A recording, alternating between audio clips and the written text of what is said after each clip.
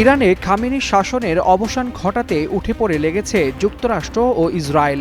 এমনকি সাম্প্রতিক সময়ে দেশটির সরকার পতন আন্দোলন ব্যর্থ হওয়ায় এখন সরাসরি সামরিক হস্তক্ষেপের পরিকল্পনা করছে মার্কিন বলয়। এই টালমাটাল পরিস্থিতির মধ্যে এবার তেহরানের নতুন উদ্বেগ, দেশটির প্রশাসনিক ও সামরিক নেতৃত্ব গুপ্ত হত্যার শিকার হতে পারেন এমন গুঞ্জনে। মার্কিন হামলার আশঙ্কার মধ্যেই মধ্যপ্রাচ্য ভিত্তিক বিভিন্ন সামাজিক যোগাযোগ মাধ্যমে ছড়িয়ে পড়ছে এসব বিস্ফোরক গুঞ্জন। দাবি করা হচ্ছে সম্ভাব্য যুদ্ধে ইরানের শীর্ষ রাজনৈতিক ও সামরিক নেতাদের লক্ষ্য করে গুপ্ত হত্যা চালানো হতে পারে, আর সেই আশঙ্কা থেকেই নীরবে বিকল্প উত্তরসূরি প্রস্তুত করছে তেহরান।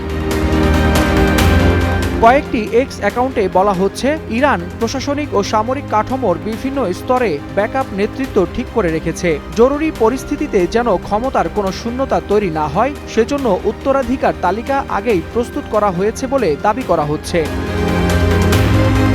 বিশ্লেষকরা বলছেন, এই গুঞ্জনের পেছনে সবচেয়ে গুরুত্বপূর্ণ কারণ হিসেবে কাজ করছে অঞ্চলটি ঘিরে চলমান সামরিক উত্তেজনা। এরই মধ্যে মধ্যপ্রাচ্যে পৌঁছেছে মার্কিন যুদ্ধজাহাজ, যা ইরানের কাছেই মোতায়েন করা হয়েছে।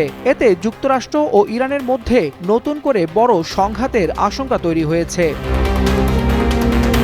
এমন পরিস্থিতিতে কঠোর বার্তা দিয়েছে তেহরান। ইরানের প্রতিরক্ষা মন্ত্রণালয়ের মুখপাত্র রেজা তালাইনি হুঁশিয়ারি দিয়ে বলেন, যুক্তরাষ্ট্র ও ইসরায়েল আগ্রাসনে গেলে আগের যে কোনো সময়ের চেয়ে আরও যন্ত্রণাদায়ক ও চূড়ান্ত জবাব দেয়া হবে। তার দাবি, গত বছর জুনের 12 দিনের যুদ্ধের তুলনায় ইরানের সামরিক প্রস্তুতি এখন অনেক বেশি, কিন্তু ইরান যুদ্ধ চায় না। তবে যে কোনো পরিস্থিতির জন্য নেতৃত্ব থেকে সামরিক শক্তি পর্যন্ত সবকিছুই সাজিয়ে রেখেছে তেহরান।